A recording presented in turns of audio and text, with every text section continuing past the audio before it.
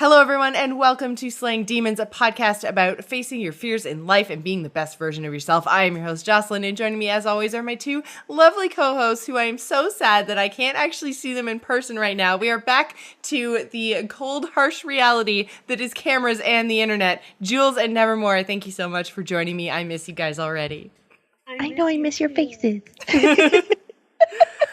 had a really... We had the pleasure of seeing each other for like almost a week, though. We did, and we had a really, really great BlizzCon. Those of you who met us at Well Played Party, thank you so much for coming up and saying hi. We did a super awesome thing where we were giving out all of our buttons, courtesy of Nevermore, so thank you so much for putting those together, because they were so freaking cool, and everyone loved them. And so if you came up and met me, you got a Joss button. Jules, you got a Jules button. Nevermore, you got a Nevermore button. And Nevermore, what was the name of the artist that actually created those buttons? Oh no, you're putting me on the spot. I'm sorry. You can find it sometime during the show. It doesn't have to be right now. But if you collected all three of us, if you faced your demons and your social anxieties, and you came up and talked to us, you got our buttons, and then you got a Slaying Demons button if you collected all three, and people had a really good time at the party coming around talking to us. It was so nice to meet so many of you in person, because I know, at least me personally, and I think Jules can probably relate to this as well, we are much more well known for our larger podcast, myself for Angry Chicken, Jules for Tauren Think Tank. So to actually meet people who were just like, oh my God, I relate so much to your show. Your show has helped me. This show is amazing. You know, like, why has this not been always in my life? It's just, it means so much to us to meet you guys. More so than, maybe not more so, but you guys are special to us because you follow one of our smaller shows. And also the show that for me is way more personal than anything else that I do. So I know it meant a lot to me to meet all of you guys. So thank you for coming up and saying hello. That was great. And, you know, the only difficulty for me is because I was working during Well Played, and so it was really difficult to like sit and talk with anybody. But I had so many people who said, I listened to Slaying Demons. I just love the show. And it was, you know, what was so cool, and I don't mean this to sound sexist, but there were a lot of guys that said, I listened to Slaying Demons, and they were like really enjoying it. And that made me so happy. I was really shocked at that too, because I also noticed that, because Joss is like, she's like tapping me, and I'm like super like squirrel, like what's happening?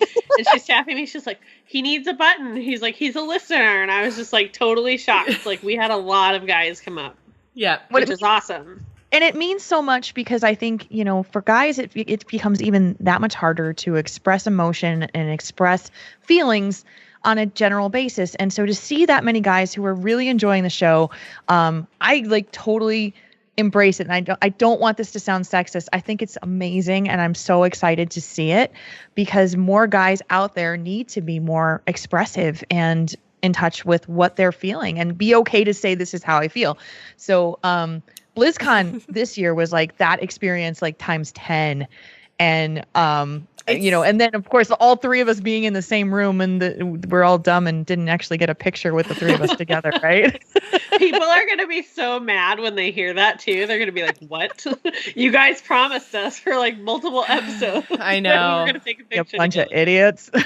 It's actually really funny, Jules, that you bring up the fact that there were more male listeners than you were expecting. I know for me, at least looking on the analytical side of it on the YouTube channel, it's so funny because I've seen, like, my audience on YouTube used to be 95% men, 5% women, just because I talk about gaming. I am usually the sole female voice on a lot of different gaming podcasts now. I'm doing For Azeroth as well, so I've got Hearthstone, I've got Warcraft, I've got general gaming, you know, like everything that I do, even my streams, is very male dominated.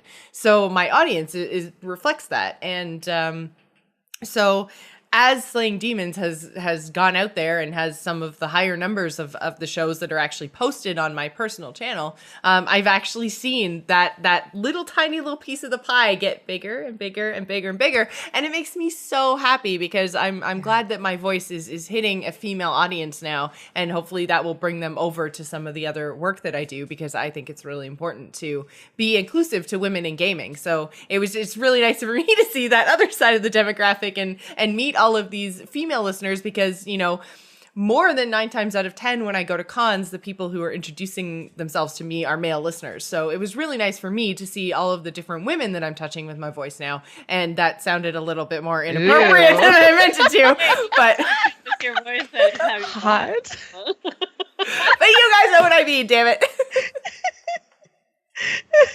We couldn't let that one go. Come on. Yeah, I know. It was like we just saw you setting yourself up. I was just like, silver platter, guys. Here you go. Just, make the lesbian joke.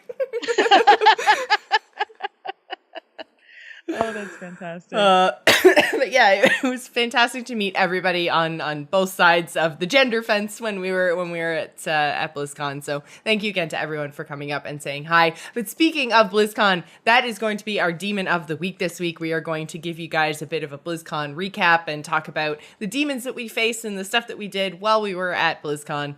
And chat room's just catching up to me touching women. But who wants to start? I can go ahead if you guys want, or if one of you has an experience that you'd like to share, just go ahead. I think Nevermore should start this week. All right, Nevermore, have at her. Have at it. Okay. Have at it.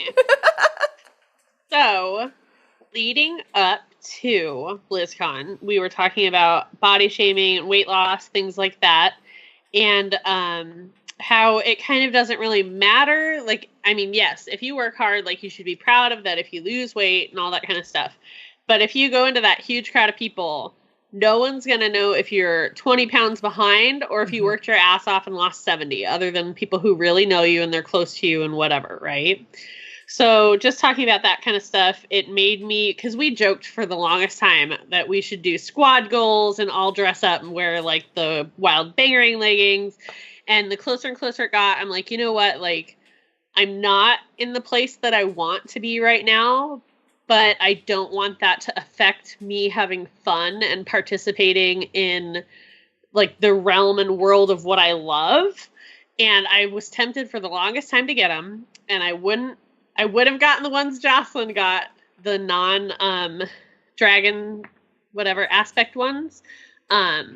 Because she got really cool ones. I don't want to spoil it because she had really cute ones. But I ended up getting Nosdormu, which is the bronze dragonflight.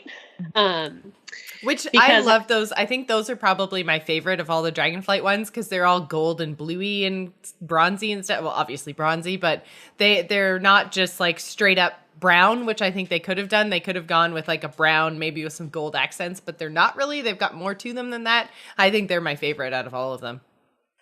Well, and see, that's why I picked that one, was because I was like, if I find a shirt that fits me and is comfortable for me, then I will order the leggings. And it happened to be a nice, like, really lightweight, comfy blue sweater that fit my frame and everything really well, which is why I leaned more that one. But I was leaning between that and Ysera. But I figured Alex Strauza and Ysera would be, like, super popular, so I didn't go that way. But I thought he'd be a little less represented. And last minute, I found boots that fit with it, kind of. So anyway, I was really nervous about finally putting the outfit together. I think I tried it on when the leggings came because I literally like rush ordered them, hoping they'd get here before we left Wednesday morning, and they got here Tuesday night. I put them on, and I took I had Ben take pictures from the front and the back, and I was like, what am I doing? Like, I should not be wearing this. Like, I just had this huge, like, depression, anxiety about it, and I texted them, and I'm like, this can't happen. I'm like, I'm having, like, regrets, instant regrets. Like, I was just freaking out.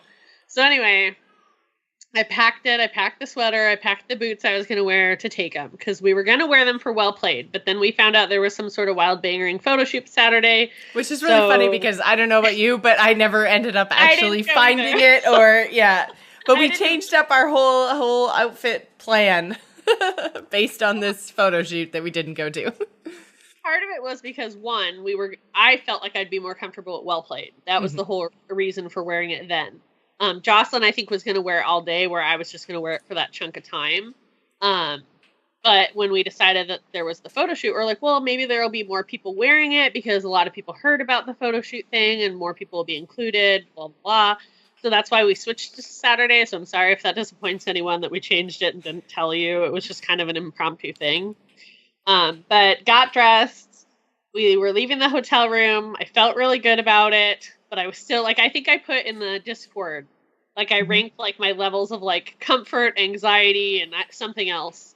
And we took an Uber down, and we started to walk through just where the food trucks were.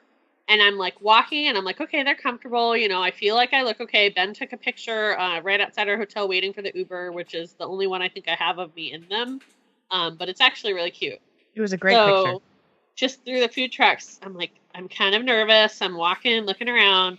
And I realized, like, no one's paying attention. Like, nobody, like, and not that I expected people to be, like, staring at me and, like, kissing my ass or anything. It's like, you go into it thinking like all eyes are going to be on you and that they're going to be judging you and saying, you know, nobody cared. They're doing their own thing. They're ordering from the food trucks, nothing. So we went inside, we walked around for a little bit. It was very comfortable. I felt really confident wearing them. Though I had a little anxiety because he needed to pick up the Blink order stuff from the store. And I was going to get stuff from the normal line, and he started to leave me. And as he started to leave me, like, I had kind of like a mini panic attack where I'm like, wait, I'm not ready to be by myself in public wearing this. Like, it just all of a sudden hit me. And then after, like, I don't know, 5 minutes or so, like, I was like, okay, I'm okay. You can go get in the other line. I'm okay. And then I probably saw you shortly after that. Yes, well, it was funny because I'm like not paying attention. All of a sudden, I looked up and I saw Nymphadora and Marconin were hanging out in front of me, and then I looked behind me and Jules was behind me, and I was really bad because I tried to get Jules to cut in line to come with me, but she was. I didn't do it though. Very responsible. Didn't do it. I was very proud of you. Because you know what would happen? I would be like, there'd be someone take a picture on Twitter and said, Jules RPG cut in the line at BlizzCon. Like, no. You do. You have to be a little bit more aware of, you know, what it is that you're doing and the face that you're presenting as soon as you walk outside, because there's going to be a lot more people that recognize you. And Nevermore, you're going to get this a lot more next year too, I think, now that your face is a little bit more out there. Because even people who played with you in AIE, like, they might know Nevermore, but they wouldn't necessarily know, like, oh, the girl with the blue hair over there, that's Nevermore. But now they know. Yes, they do. So I feel like, you have to have that extra level of awareness once you start putting yourself out there in a public way to just be like, okay, should I actually cut in the BlizzCon line? Because I'm not just that cutting bitch with the pink hair anymore. Like, you're representing yourself, your brand, your podcast, your everything. So it's something you have to be a little bit more aware of. I'm going to go sit in timeout now. So after anyway, everything was really done, when the day was done, were you happy that you had done it? I was very happy that I did, because it was Saturday, so that was closing ceremonies and everything. So I wore it from that morning through Weird Al, like that whole day. They were comfortable. I felt super confident in it, like, and I felt like I wasn't even noticing that I had them on, which was fantastic. Because, you know, plus size, they're the most comfortable things ever. They're so comfortable. And I was kind of worried about thigh rubbing and stuff, because for plus size people who don't know, thighs rub together, and like, if you don't have like something in between, you can get like chafing, like welty kind of marks, you know. So like, but they were very comfortable. When you wear plus size stuff, sometimes the pattern will stretch out and you won't see it. The colors were still vibrant. I mean, you could tell that it was stretching because it's me versus like somebody who's skinnier, but it stretched out so well that you still saw all the detail of the pattern. It was fantastic. Mm-hmm. I felt like, at certain points, like right above my boot, like it would feel colder. Like, I was like, oh no, it's slipping or whatever. And it was just, I think probably like my sock underneath or something was moving and I felt more air there. But I kept thinking they were slipping up and it was fine. Because Joss said for her, they fit really well down to the ankles. But for me, I had a little bit of extra fabric because I'm a little shorter than her. But yeah, that's one of the reasons that I love them so much, is because I'm always worried when I order stuff, especially online, because my legs are so long. I have a 35-inch inseam. So like when I order stuff, 9 times out of 10, it comes somewhere in my shins area instead of all the way down to my ankle. But I bought the Horde leggings from the same company last year, and they were wonderful. They were phenomenal. So this year I got the Sylvanas leggings and did a whole Sylvanas outfit. And it was adorable. It was so comfortable. Oh my God. So good. That's great. And I think I'm going to look into getting they have new dresses that look extremely comfortable. So I might order one of those next because it was great. So anyway, it was a great experience. I was nervous at first, but I did it and I'm proud of myself that I did it. And I hope it inspires other people to do stuff like that. Like, just try not to let what you think other people are thinking about you impact you and your vacation or just every day. Enjoy it and don't stress about it. I know it's super hard to do, but you can do it.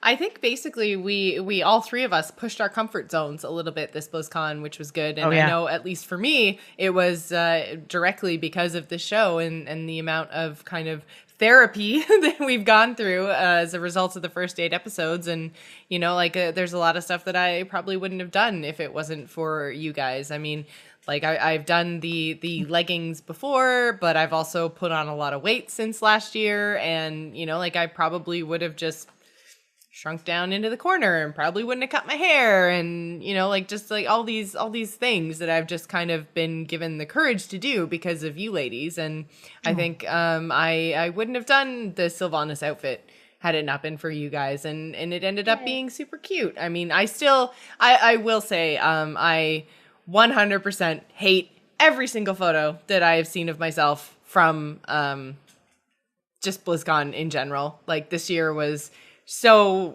bad for me. There's a bunch of pictures from our AMove meetup, and I thought I looked good at the AMove meetup, and then I'm like looking at the pictures and I have terrible posture, and I have like back fat that looks like it's trying to like eat my head, and like I just look like I have this big hunchback or something. And then I look at the pictures from Well Played, and there's a picture of me standing talking to the Hearthstone table, and it's just like me from the behind, right in the middle of the picture, and I'm just like, oh my god. And there's just so many, because a lot of the pictures are like just taken of crowds and groups and stuff. So, I mean, they're not posed, and I find that, you know, I didn't like posed pictures. And then so if I don't like the posed pictures, the crowd pictures, when I don't know my picture's being taken, like I'm not posing, I'm not sucking in my stomach, I'm not standing up straight, and all of that together just makes me go, oh my god, I want to purge the internet of any image of me from the past 6 months. Like, I want them all gone. And you know, obviously it's funny. I can't do that, but I know. But you know, it's funny because I had people who, you know, part of Well Played who weren't really that familiar with you. And, you know, well, and Horde side, I understand. yeah, of course, you know, and so, but people who were involved in Well Played who hadn't gotten a chance to talk to you, and the comments that I heard about you is just how beautiful you are and how great you look and all those things. And I'm not telling you this to just like blow smoke up your ass. I'm telling you this because, you know, you have this image of what you used to think you were. Yeah. And you see yourself now and say, I am not that anymore, and I hate it. But for people who have no comparison like you do, they just see a beautiful girl. Mm-hmm. And so that's something that you need to know. You know, it's just there's a meter that you put yourself up against, and the meter says to you, I'm a fat pig. And, you know, but to the majority of other people, they're saying, you're gorgeous. And so, you know, I'm sorry, Jules, I'm not laughing at you. It's Jay. I'm laughing at Jay. I saw her face to face. Josh could make me hetero. But, you know, it's just something to remind yourself, you know, when that negative self-talk comes in, and when your demon in your head comes in and says, you are a fat pig and you look terrible and the internet needs to be purged of your pictures, is that's not how everybody else sees you.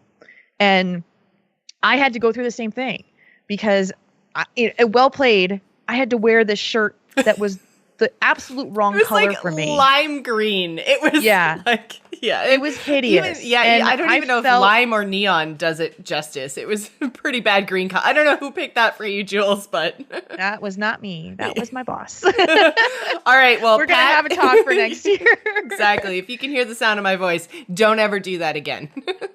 Well, and the debate on it was we wanted to have shirts that were noticeable, and I said, well, we could do noticeable and still do like a blue or a red, and the decision was made to go with the bright green, and I went with it, agreeing to it, but I didn't want to. I didn't like the color. I know I don't look good in the color, and I hate every picture that I'm in because I'm washed out. My hair looks terrible in that, you know, it's just all wrong. Mm-hmm. And the shirt makes me look really, really fat. And so I was just like, oh God. So I absolutely know where you are. But the thing about it is that instead of just making yourself feel terrible about how you look, like I have one picture that I didn't even put out there yet. It's there, but it's not on any public site yet. That's basically my motivation to say next year, you're not going to recognize me. Yeah, that's basically the point that I'm at now as well, is I'm just like, you know what?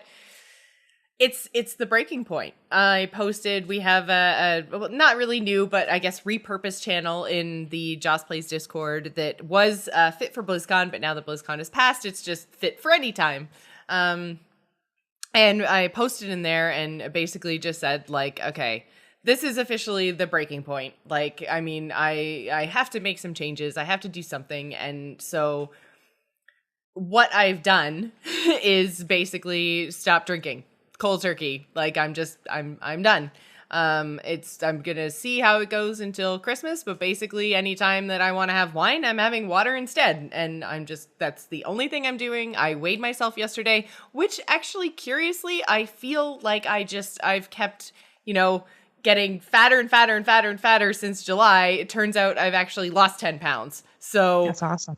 But at the same time, like I have this, like you said, this negative mental image in my head. But yeah, so I weighed myself yesterday for a benchmark, and that's what I'm going to do from now until Christmas. 'Cause I know, like, Christmas is, I know I'm going to cheat. I know I'm going to, I'm going to want to have drinks with friends and family and everything else. And it's a big social, happy, fun time. So I feel like there's like 4 days at Christmas that are just going to not exist. But as just a lifestyle choice, lifestyle change, I'm just like, you know what? No, when I'm wanting these things, I'm going to water instead and see how that changes and how I feel and if that makes a difference.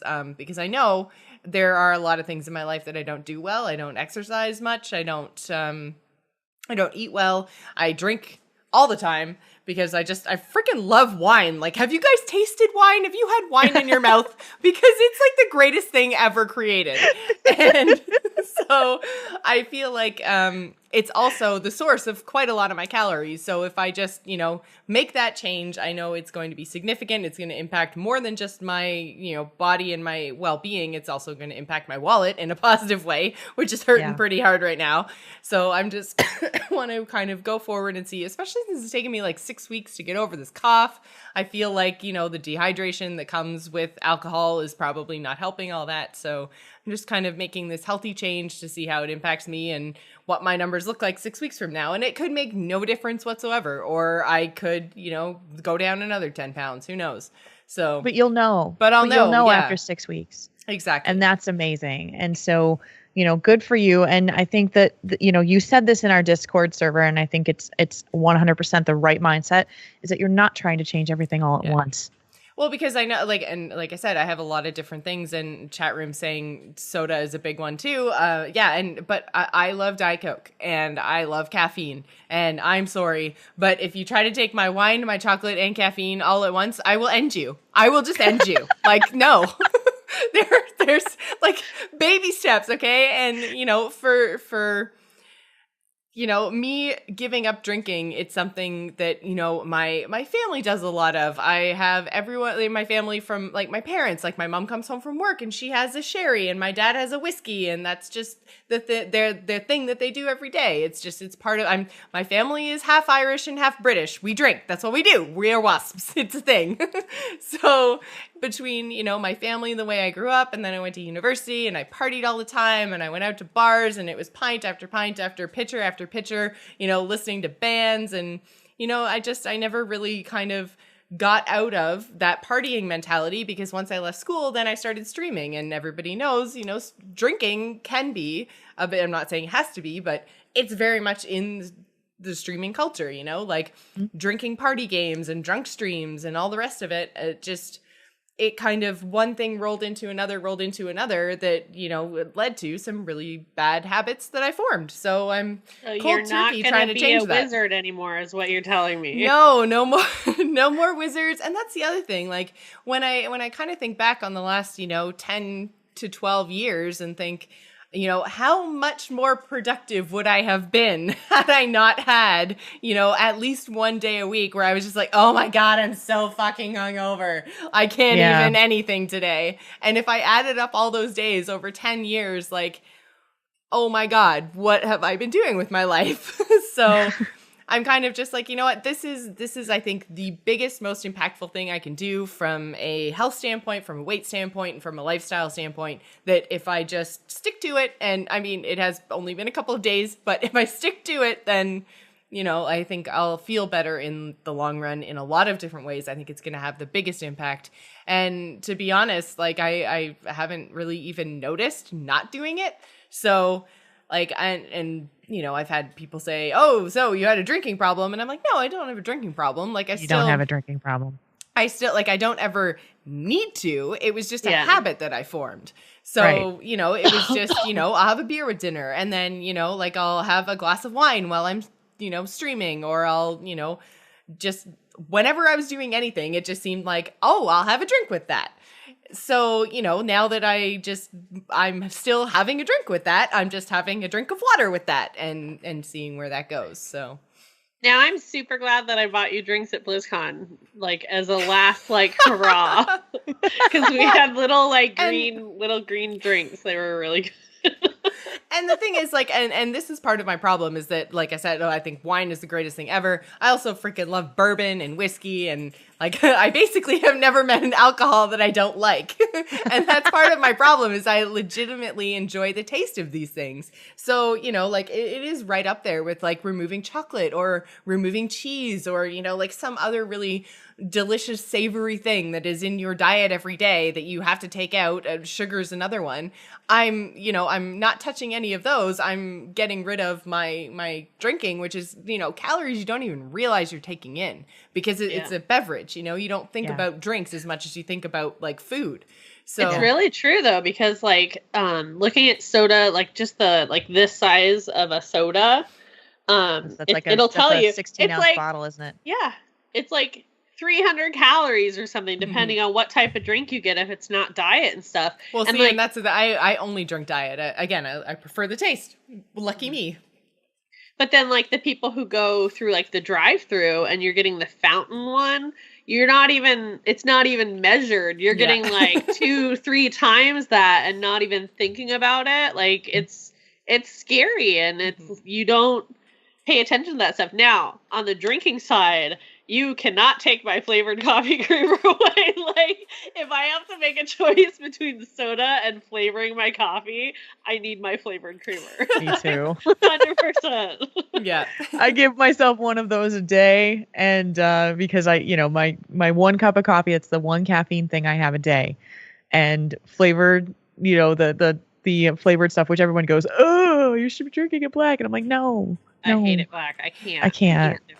See, and I'm the total opposite. As long as I have my coffee, I do not care. It can have, like, milk and sugar, cream and sugar, just milk, just sugar, black. I don't care. Just get that black gold in me. I don't even care. I need flavor. See, but for me, it's not. I mean, in the morning, I kind of need it to, like, stay awake. But, like, at night, if I'm tired, if I have an energy drink or coffee, it does nothing for me. I can sit there and drink it and pass out and fall asleep.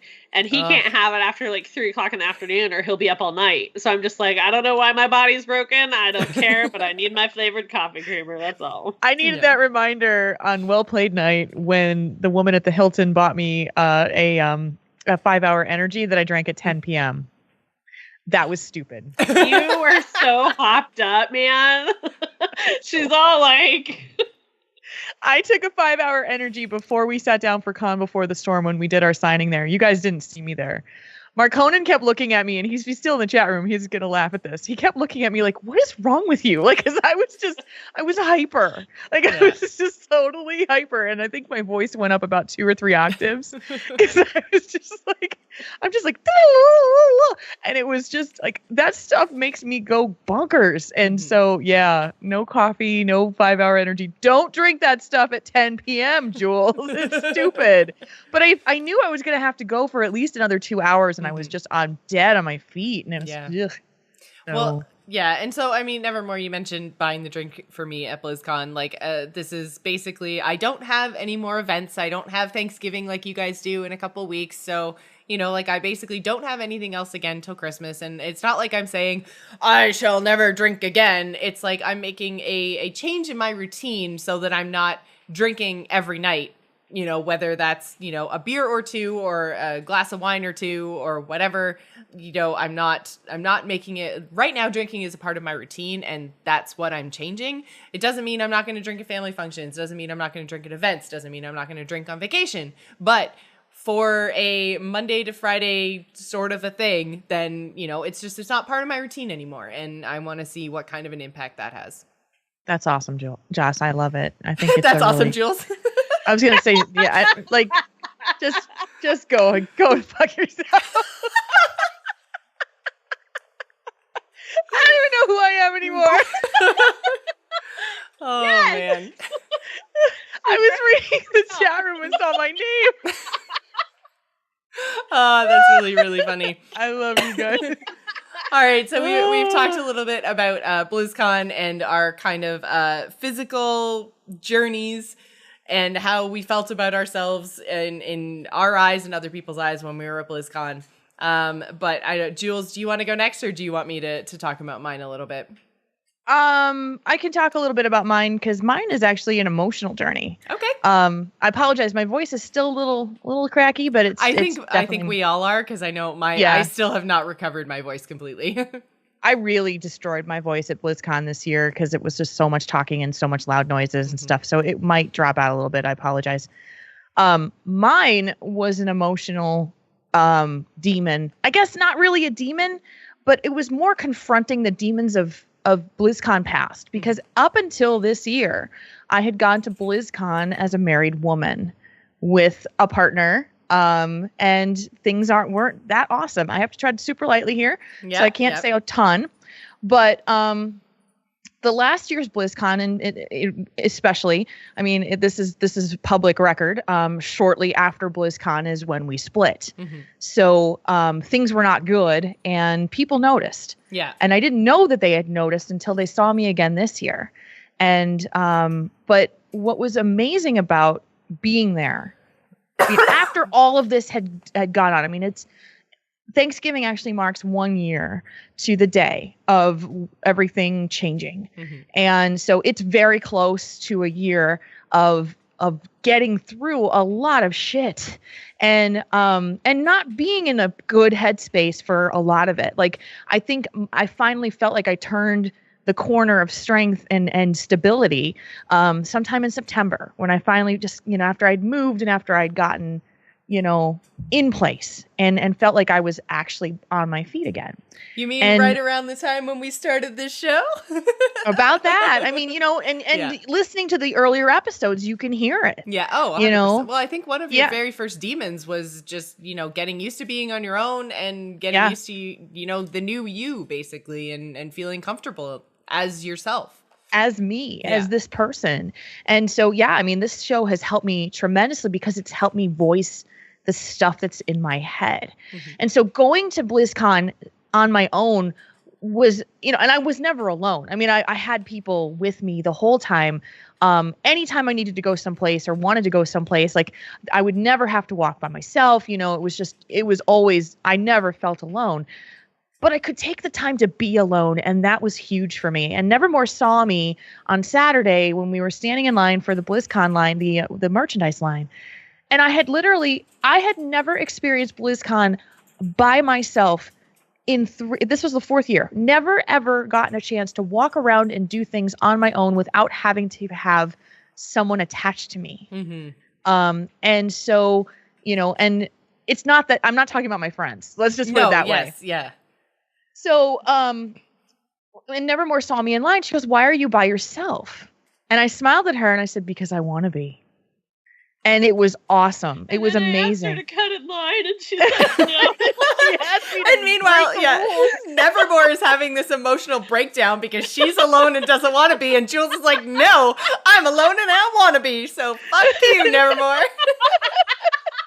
now I know how you really feel about it. I would have totally hung out with you. But that's the thing about it, though.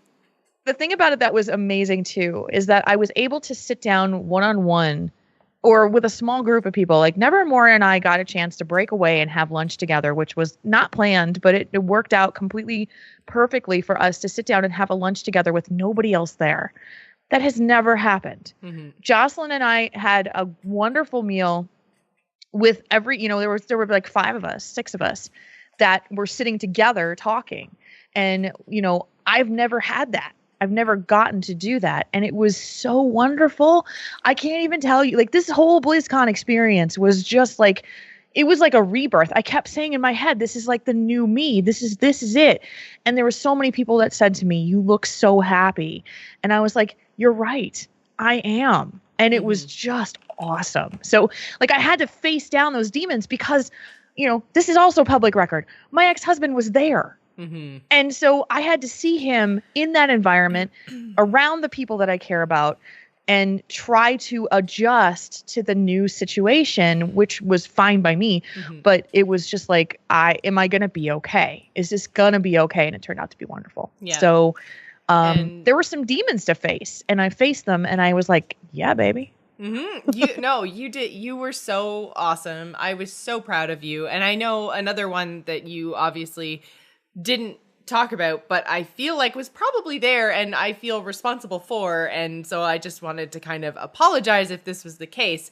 But I feel like something you also might have had to deal with was really your friends' reactions to a lot of your past.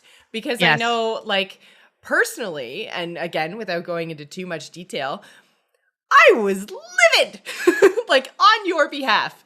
And I feel like, you having to at least feel like you needed to not necessarily keep us in check, but just that attitude from your friends, as much as it was coming from a totally good place on our side, it might have added a little bit to your stress and anxiety and your demon fighting. Cause it's like, oh my God, you guys, you love me so much. Thank you. But chill out. Please be on your best behavior. Yes, exactly. Yeah, just that added level of possible anxiety and stress for you.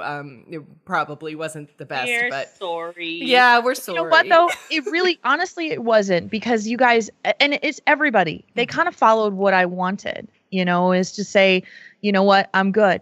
There was a point at Well Played where I had made an arrangement with him we had to speak on something divorce related. Mm-hmm. And I told him that he could approach me at the party. It's no secret. We are not on good terms. Mm-hmm. So I told him he could approach me at the party and I would sign the document he needed me to sign. And I had no idea how many pairs of eyes were on me. Oh, dude, I was like... Yeah, we were all just like, ready to go at the drop of a hat. Like, you guys and other people came up to me and asked if everything was okay. So obviously, I mean, I felt very protected. I felt very, very taken care of. Like, people were watching to make sure that I was okay. Mm-hmm. And I was okay. Like, the whole time, I was okay. And but everybody just...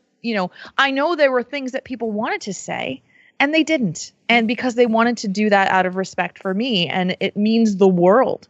There were people who came up to me afterwards and said, this is weird, or this was strange, or I don't understand this, or it's very uncomfortable for me.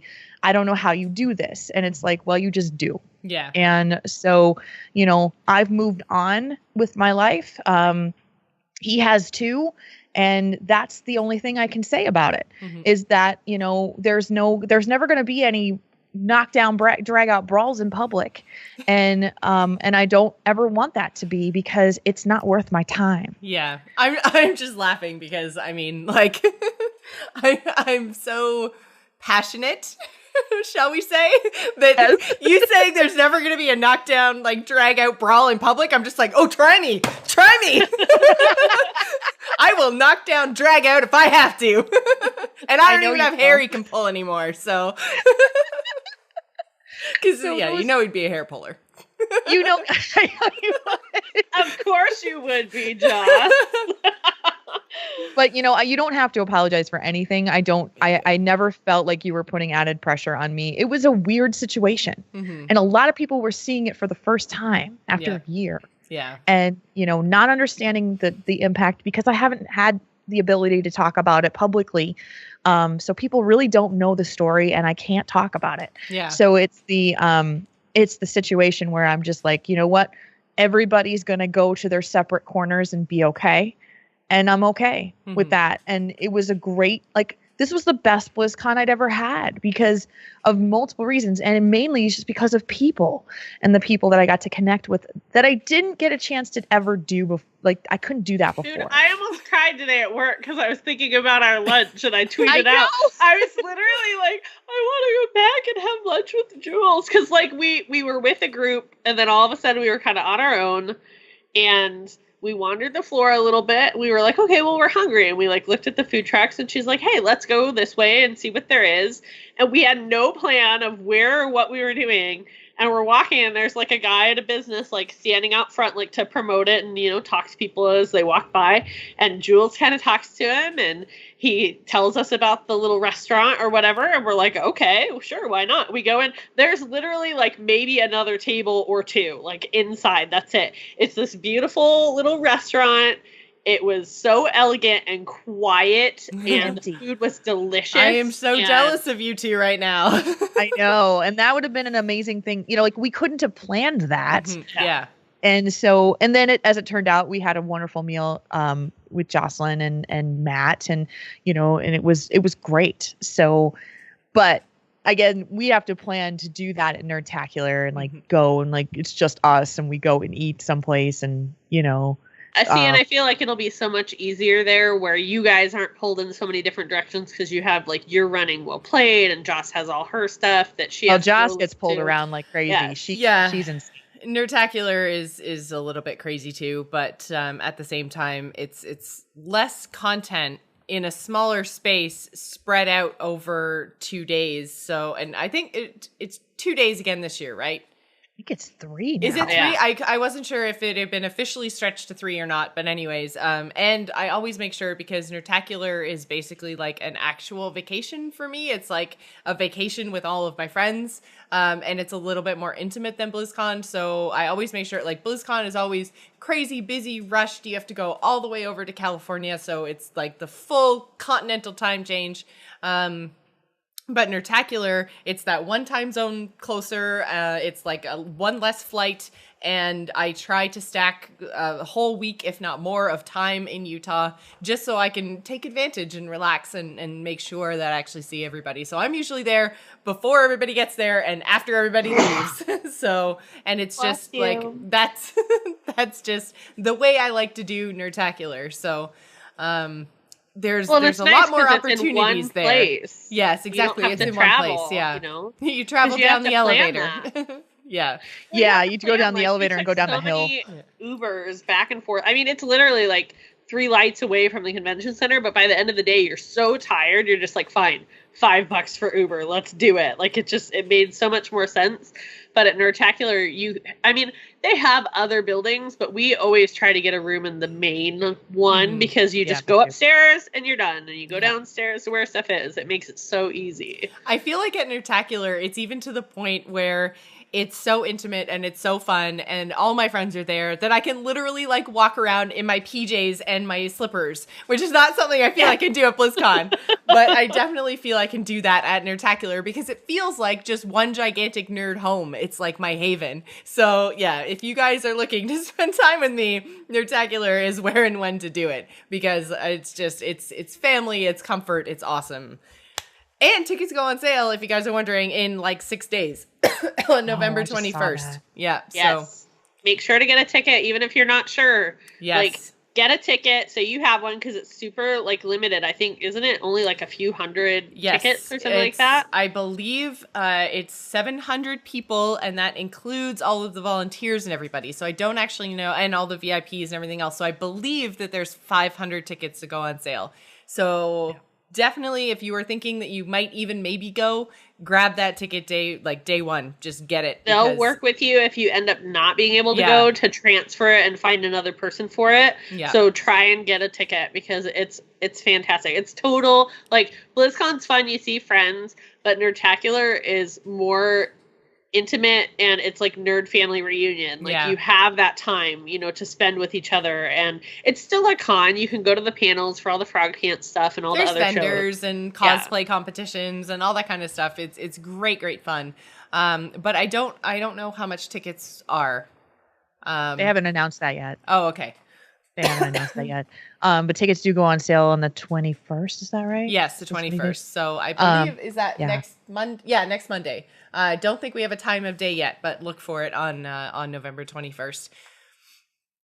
So I guess actually that's a pretty good segue into my demon that I face every time I do a con, and that is basically public speaking and my total social awkwardness. So I have a couple of, and this is one that I think I did the same sort of thing as both Jules and Nevermore. Like we really faced a lot of these demons this year. For me, it wasn't so much my public speaking one. That was more of a Create Con demon this year.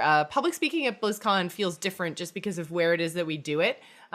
We do it in the AIE Guild Hall, which is a very it's kind of a smaller room, and it's usually packed chock full of people, but we're not up on a stage. We're sitting down at tables at the front. So there's, you know, I'm much more able to focus on the people like right in front of me, and it doesn't feel like this big wide open presentation type of a public speaking place. It feels more like smaller and compact, and I can deal with it.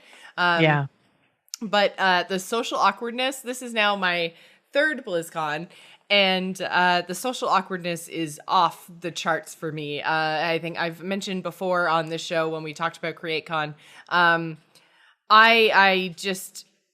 I've always been really introverted, and I know that that's hard to tell from the way that I am on the shows. And, you know, because I do so many shows, because I do so much video and I put myself out there, and, you know, I can talk to the chat room and interact with everybody and all of that, I go into this like shell and pull away as soon as I get in person. And every single year at BlizzCon, without fail, even my first couple of Nerdtaculars were the same way.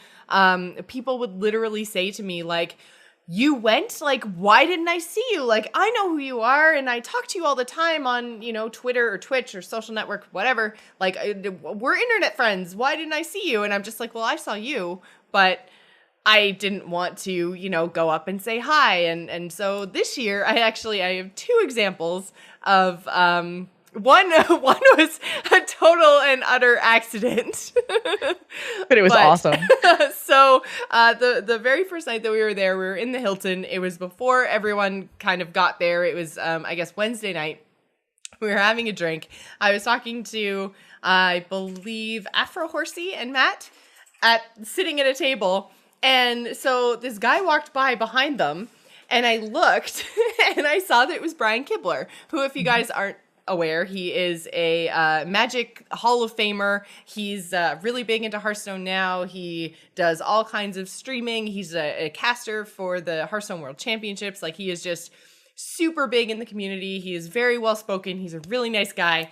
But I was just like, I'm always worried that I'm going to say something and they're not going to know who I am, or they're going to be like, "Oh, you're her?" Like, I don't know why. Like, there's no reason for me to think that people won't like me or my shows or anything else. But it's just, you know, this absolute terror, like paralyzing terror that I've had over the past few years. So I think if this Kibler situation hadn't happened, I probably wouldn't have been so outgoing later on in the con. But basically what happened was I was talking to people I was super comfortable with, obviously Matt, my boyfriend, and Afro Horsey, who is a very, very good friend of all of my shows and my stream and everything else. And so we're sitting there having a conversation. Kibler walks by behind them, and I go, "Matt, that's Brian Kibler, Brian Kibler Gaming." And I thought I was using my little small Joss inside whisper voice, but it turns out Joss doesn't have an inside whisper voice. So he kind of like, and both of them, because Kibler had walked around behind me, which again, I thought, you know, I'm projecting this way. He's that way. He won't hear me. So both Matt and Afro Horsey just look at me, start laughing, and I turn around, and Kibler turned around and come back, and I was like, "Oh my God."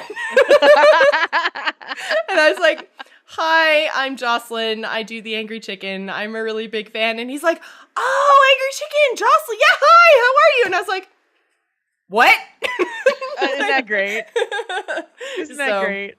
Yeah, that was my super embarrassing Joss is a huge dork how I met Brian Kibler story. But then later on in BlizzCon, I actually met Savitz, who, as Matt puts it, is my internet boyfriend. Yeah. I have just loved him and his stream and everything he does. He's a huge Hearthstone streamer and caster and everything else. And he actually won our very first Angry Chicken Invitational that we ran when Hearthstone was still in beta. So, I mean, he's been aware of us and the show and me, and I've been aware of him for years. And he's been at every BlizzCon, and after every BlizzCon, he said, like, oh, I was looking for you, but I didn't see you, and next time come say hi and everything else. So this year, we were up in the Hearthstone Tavern, literally went up there for like 2 minutes. I turned around, and he was standing like right behind me, and I was just like, okay, just do it. Just do it. It can't be worse than Kibler. So I went up to him and I was like, hi, I'm Joss Plays. I do Angry Chicken. And the look on his face was just like, Josie Plays! Hi! And he gave me this big hug and I was like, oh my God. And I was fangirling out so hard that the entire interaction was probably like a minute long. He signed my Hearthstone box. Matt got me this really awesome keepsake box from the Blizzard store. And so I was having streamers and devs sign it, which is, again, something I would never have done. And I actually saw Kibler later on in the weekend and got him to sign it as well. So just the whole experience was very... there's still a lot of people that I saw that I didn't say hi to. I saw Tice, I saw Orange, I saw, I'm trying to think, there was a couple of other ones, but I saw a lot of these people that I was just like, I just can't. So, but I feel like those two interactions at least were kind of like me getting over the whole introducing myself to people. And it's so funny because I tell fans all the time, if you see me, just come say hi. I'm super nice. But I totally understand your anxieties, guys, and your awkwardness and how hard it is for you to come talk to me, because I have people that it's really hard for me to go talk to them as well. So back to the button conversation. I 100% appreciate every single one of you that came up to say hi, because I apparently can't start conversations. I'm super freaking awkward. So thank you for starting the conversations for me. That's fantastic. That is so cool. And it's a big deal when you're nervous about speaking up and saying hi. I mean, I have that same problem too with people that I admire. And I'm like, I don't feel like a big dork to saying hello. It's just like, but I did that with one of the Heroes casters that I really admire, and I'd never met him before. And so I went over and I'm like, I'm just going to say hi. And I'm like, my name is Jules. I really like your stuff. I think you're awesome. And he's like, thanks so much. And I'm like, you're welcome. Bye. That was literally like my interaction with Savitz. It was like, hi, hugs, sign my keepsake box. I have to be really careful that I don't just say sign my box, because that gets awkward, but sign my Hearthstone box, and then, okay, I don't want to keep you. I'm sorry I pulled you out of line. I know you were getting beers. Okay, bye. I have to leave now. But it's not easy, and it's a great thing that you did it. I saw your interaction with Kibler, and it was so funny because I had someone who knew me who wanted to meet you during that interaction, and then saw who you were talking to and was like, oh my God, it's Brian Kibler. Like, it was like this thing. It was so funny. Yeah. And so, I introduced him to you, and then you introduced, like, he just kind of went up and said hi to Kibler, and I'm like, oh, this is great. This is awesome. Yeah. And I have no problem like grabbing someone and say, my friend wants to meet you. Like, people did that with me. Like, they ran up and they're like, my friend wants to say hi to you.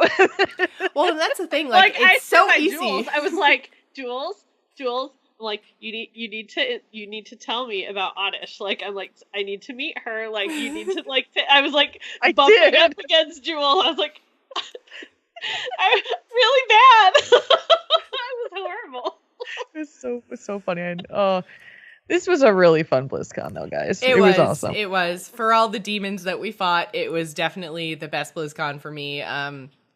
It was the first BlizzCon, not the first BlizzCon that we've been together, but the first BlizzCon that Matt and I were actually able to attend together, which was a great experience. He's so easygoing that the whole, being with someone wasn't a burden. It was actually really fun, and it was nice to have him to do stuff with. I did things that I had never done before because I was just nervous about doing it myself, and so I kind of stayed where, even though last BlizzCon I was there by myself, I still kind of stayed either in my group of friends or where I knew they would be. I very much stayed in the Hearthstone area. It was my comfort zone.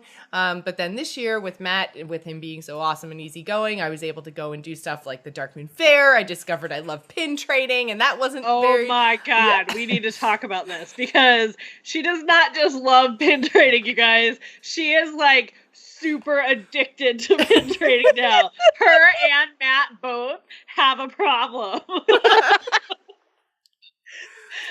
Yeah, there's nothing I can even really say to that. But by the end of our Dark Moon Fair time, we were like, okay, so should we just go and blow $100 on pins? Is that just a thing that we should do right now? And we're like, no, we do not need them that badly. We will come back and do it again next year. We do not need to do this. Walk away.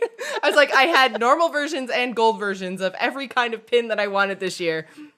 That's it. And I really and truly, I blame Hearthstone, and I blame John, who is Kick Tripod, because honestly, when he brought me the Tyrande card back pin from TwitchCon, and I put that on my lanyard, I couldn't stop looking at it. I was like, this is really cool. I really like this. This is awesome. Thank you. And I was just like, I need more. It'd be super cool. And then I found out there was an Innkeeper in this year's set. So then I was like, I need the Innkeeper. And then I was like, I need the gold Innkeeper. There's golds of all of them. And then it just snowballed from there. She was so funny on Saturday where she came back with all her loot, and she's like, you need to see, look at the bag of stuff I have. I have all these balls in the bag, and there are the things, and they're inside the things. And she's like, and look at all my pins. And I'm like, who are you? Well, it's funny. They're looking at the line before she got her stuff, and I'm nudging Matt. I'm like, she needs the box. We need to get her the box. You need to buy it for her. And they're like, no. And then they walked away, and she's like, we bought the box. I'm like, I knew it. I'm like, it's so cool. You needed it. That's so cool. Which, by the way, all joking about they're addicted to pin trading aside, I love Ping Pong Pete so much. I can't, I can't even, explain it completely. And I know he's listening because I saw him say something earlier. I freaking love him so much. He makes me laugh, the stupidest little things he would say. And Jocelyn just, kind of ignores him or whatever. And I'm, laughing my ass off because it's hilarious. Ro was trying to record, a last interview at BlizzCon with Ben and Jocelyn. And Matt's just, saying really quiet stuff. And I'm laughing, trying not to interrupt I wondered what you two were doing. Well, because they were talking about, what their favorite things were or whatever. And one of them wanted him to say something Ben wanted Ro to say that his favorite thing was, I can't even remember what it was. Matt will remember, I know. But he didn't answer it that way. So Matt's like, bird. That's all Matt had to say really quietly because he was laying on the floor. So I'm losing it, whatever.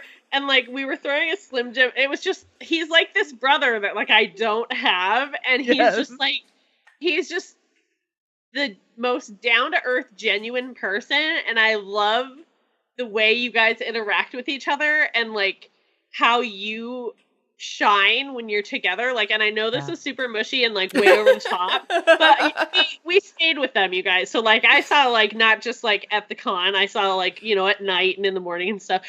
Matt would get up out of bed when they first wake up, and I'd run from my bed to his spot and take it. And he's like, I pretty much know that I don't have a girlfriend this con because Jules has never claimed you. I'm like, that's correct. He embraced it completely. Yeah. I was just hugging Matt, and just we felt like we knew each other forever, and that was so cool. And so, yep, Matt, we love you. The girls approve. Yeah, it's been decided. Yeah, that's pretty much my life all the time, and I'm so grateful because he's not only a great partner, but he makes me laugh all the time, and we have a lot of fun together. And he is like had not stop. Like, yeah. Oh my god. I was like, we're gonna have to build a wall between you two because I can't even take this anymore. Yeah, because their spots were on the inside of the two beds, and then Joss and I were on the outsides of our beds, and they're just like talking, having these little like sleepovers and stuff. It was ridiculously cute. Yeah. Oh, it's so cool. Boy, the show is going to go super long. I know. I was just going to say that I think will pretty much wrap up our BlizzCon demon discussion. We had a lot to talk about. It was a great few days, and we did a lot of stuff. We faced a lot of stuff. So I am proud of all three of us for being so open and talking about all of this stuff, because I know a lot of it is things that we either haven't been able to or haven't chosen to share in the past. And I think we're all making some really big changes and we're moving forward. So I think BlizzCon was a fantastic experience for all of us, but it wasn't necessarily a fantastic experience for everyone. And that is our listener feedback demon of the week this week. You can send your demons to demonspodcast@gmail.com. This one comes to us from High Priest Marisa on Discord, who says, so I think my demon of the week is jealousy and feeling left out. I kept flipping between excitement for BlizzCon, joy of watching streams and following Twitter, and then the demon shows its dark, ugly head, and I started to feel jealous of the people who have the money and the time to go to BlizzCon. And it also dives down to a depression side of it, where the hopelessness I'll never have the money to do it. So yeah, it took everything I had to pull it together just to get the money to have the virtual ticket and the goodie bag. So that is her demon, and I think a lot of people can identify with this. Jules, Nevermore, and I are just totally blessed with the fact that we get to go to BlizzCon every year and we get to see each other. I know Nevermore lives a 5 or 6 hour drive from Anaheim, and I know Jules and I both had to fly in, but it's a little bit more justifiable for me coming from further away because it is my job now. But it's definitely one of those things where we are very lucky to be able to do this, but there are a lot of people that, whether they didn't get tickets, couldn't afford the flight, or whatever the case may be, miss out on the live fun of BlizzCon. So, Jules, do you have any advice that you might give someone who has feelings of jealousy and being left out in a case like this? I think what happens a lot of times is that people get bogged down with the fact that when they compare themselves to other people. So when you compare yourself and say, I wish I could have the financial, gain or the financial wherewithal to be able to do what they can do. And it becomes a comparison. Like, I feel left out. I feel like I can't do that. And okay, I know this is going to sound a little bit upfront, but a lot of times it comes down to choices. And it comes down to choices of what we make in our lives. Yes, there are certain things that are financially impossible for people. But I always look at it to say, we always have a choice. Always. No matter what it is. If you are in a terrible job where that doesn't make you a lot of money, you can choose to stay there, or you can make other choices. And that's not to be harsh. It's just the reality of where I see things in order to try to justify the feelings of being left out, is to say, okay, I have to make choices for my family. I have to have this job because I have a family. I have made choices to be in this position where I have X number of children and I have a house and I have a mortgage and I have this much income, right? Yeah. So when you can view it in that sense, it doesn't feel like it lessens the blow a little bit of like, hey, I made choices that I am now in this position to be in.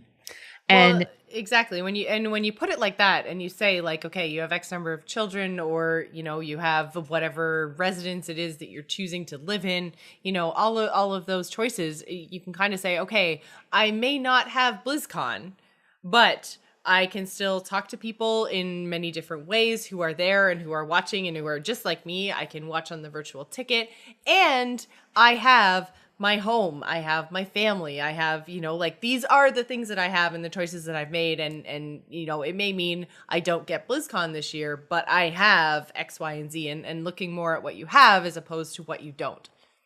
And you may never ever get BlizzCon because of your situation. Some things are outside of your control economically. Your education may not allow you to get a job that would allow you to get the money to do that. So then again, it's about choices. Like, do you choose to change those scenarios? Because it is all about choices. And so again, I don't want it to sound harsh. I just want it to sound realistic. To say, this happens a lot when people say, I'm jealous because everybody else gets to do this. Okay, so what are you going to do about it? That's how I view it. What are you going to do to change that? If that is something that isn't, like, for me this year, I was very, very financially strapped. And I took the money from my tax return and I put it into an account for BlizzCon. And I said, I have to go to BlizzCon. It's super important to me to do this.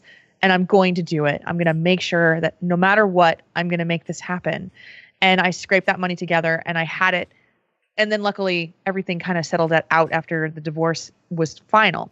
But I said, this is a priority. I need to do this. This is something I need to do. And I made it happen.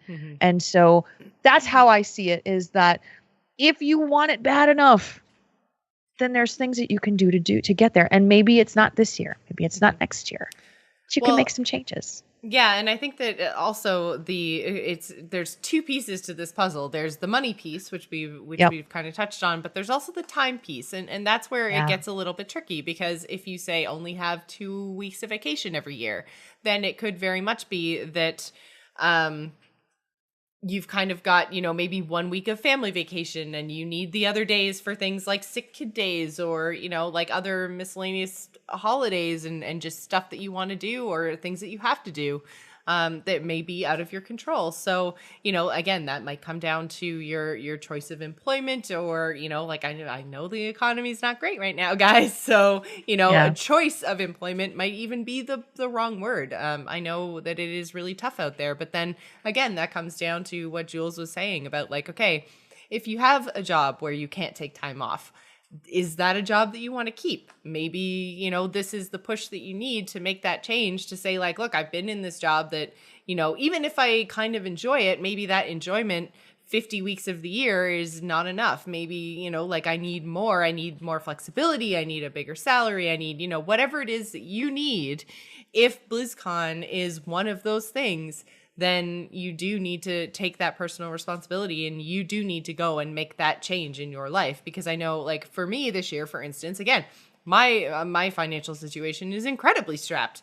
Basically, like, my income is pretty much on the internet for everyone to see. You guys, if you go to Patreon, can see exactly how many dollars I make every month. And keeping in mind, I have to split that, 3 ways and 2 ways with the 2 different podcasts that are my income. Like, my income is very public and very small. So I think, knowing that there were, sacrifices that I made, and one of them included not driving down for the weekend to see you for the Warcraft premiere, Jules, even though, it's about a 10-hour drive, but, we knew it was going to be, X number of hundreds of dollars for hotels and gas and everything else. And I was just like, well, when it comes down to it, I can't do that this year. Yep. I need to make the choice to either do A or B. And even though I would have liked to go and see Jules at the time of the Warcraft movie because I knew everything she was going through, I was like, no, you know what? I need to make the decision to go to BlizzCon instead because it's a professional choice. It's what I need to do for my job. And it's where I'm going to see the most of my friends. So, that was the sacrifice that I had to make, is, not seeing one of my best friends when she was going through like a super shitty time in her life. I need to just, be patient, wait, save, hope for donations, and move forward. So, I mean, I totally understand that my schedule in terms of time is a lot more flexible than a lot of people. And I get to say, like, okay, I'm away at BlizzCon, so no podcast for a week, catch it on the flip side. And, I am my own boss and I go for business reasons. So it's a little bit more flexible than a lot of people. Like, a lot of you have to take vacation, but you also get paid vacation. I don't have paid vacation. So, but, like, there's always this give and take and the choices and the changes that, you have to make. And I mean, for me next year, it looks like I'm probably going to have to get a part-time job to supplement this. And that's just what I have to do. And that's okay. Yeah. And, I think one of the things that people get stuck on and get into a depression cycle is to say, it'll never change. This will never get better. I will never be able to do this. And I say, yes, you can. You just have to look at it from a different perspective and accept the fact that sometimes you can't. Sometimes you can't. We had to accept that we couldn't go to Nerdtacular 15, and I saw I remember all the pictures and all the updates. I was bawling my eyes out because once you go to something like that, even if you haven't experienced it before and you see a lot of people go or whatever, I think it's another level once you've been there and can't go. It's heartbreaking. And I totally understand being jealous and you don't want to see updates, but you do because you wish, like you don't want to see all the fun they're having because you're pissed off about it, but you miss these people, you love these people, and you wish you were there. So I completely understand her struggle with, seeing people with the BlizzCon updates.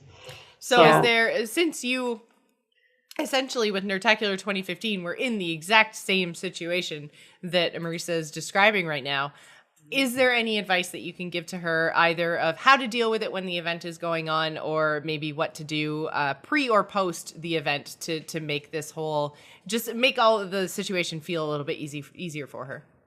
Right. I mean, trying to get how you did with the virtual ticket, that's something you can do that with BlizzCon that you might not be able to do with other type of events that you might be missing, because at least you feel like you're seeing what everybody else is seeing at the same time. You're actually probably seeing more than those of us who are at the con. Yes, because we miss a lot. We miss a lot of the panels and stuff. But it's like, even though you don't want to see the pictures and stuff, just, choose somebody you like and watch their updates of it, You might not want to see everybody's. You can filter out, on Twitter, words you don't want to see and see things you do.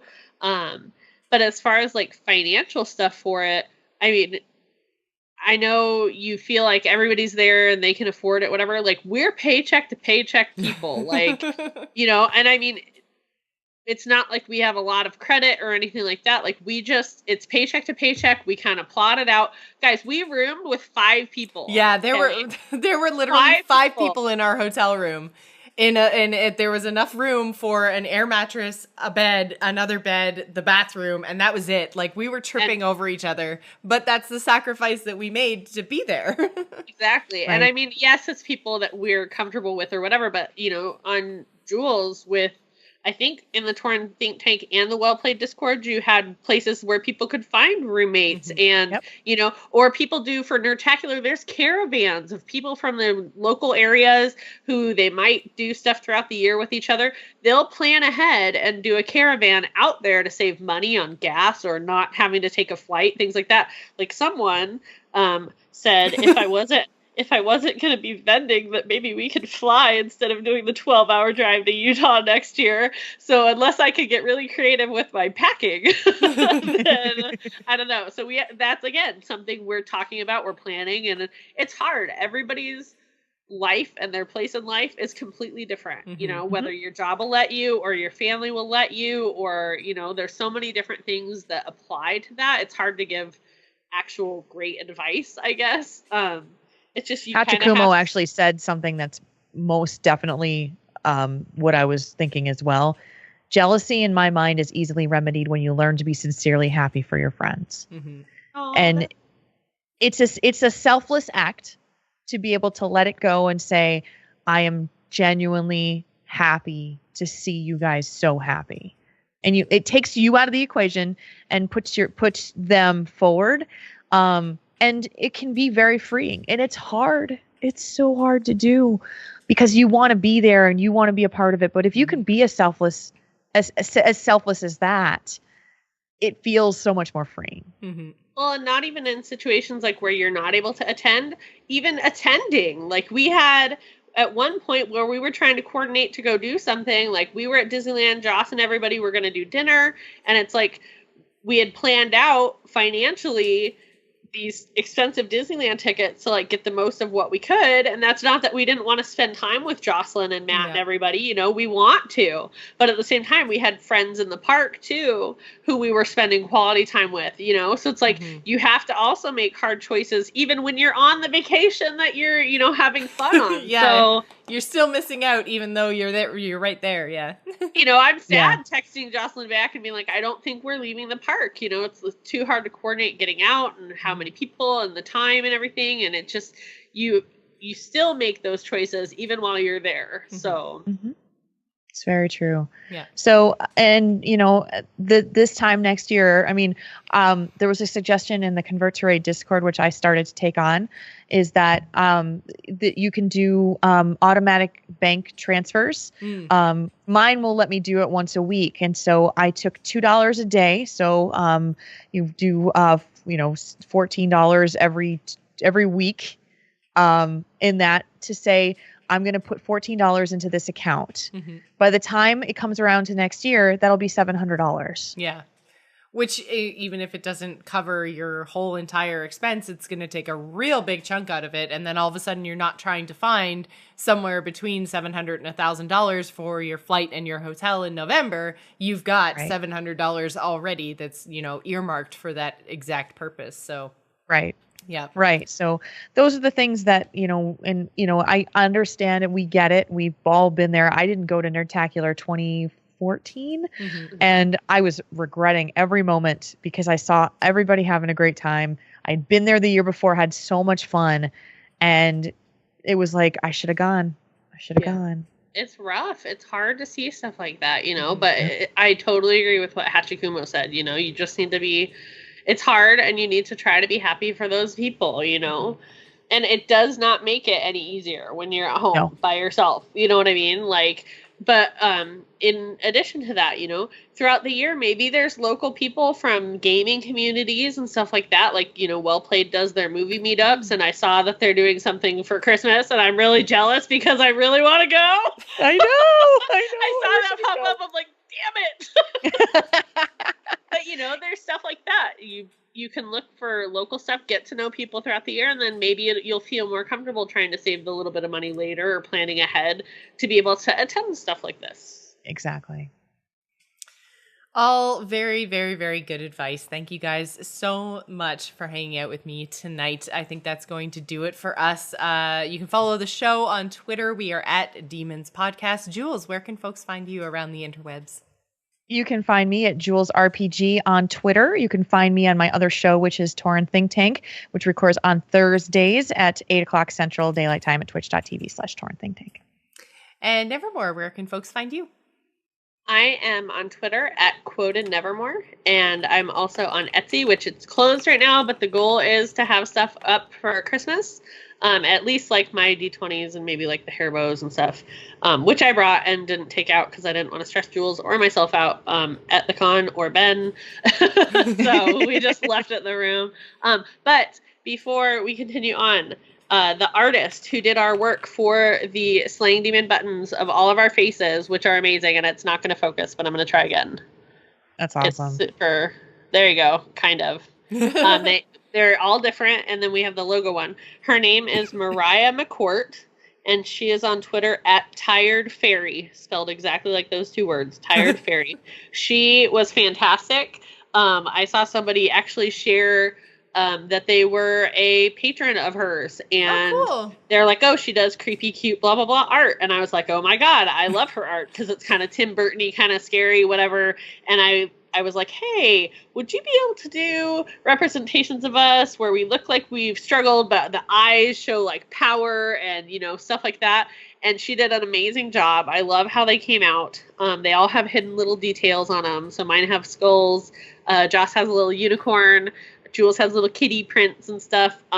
She did a great job. She rushed it because obviously I saw her right before BlizzCon was happening.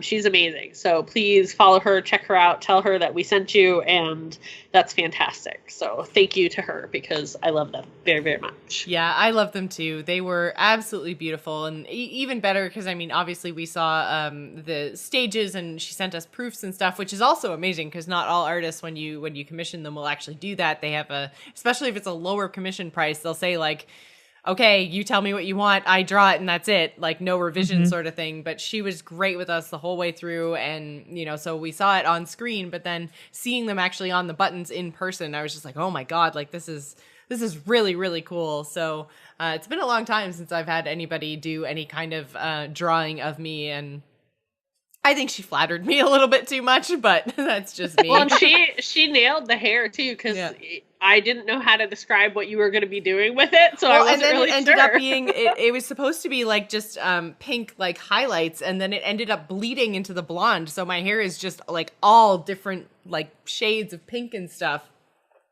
So which is awesome. She still, she did an awesome job. Even though my hair didn't even turn out how I described it to you, she still somehow knew how it was going to look. I was just like, creepy stalker alert.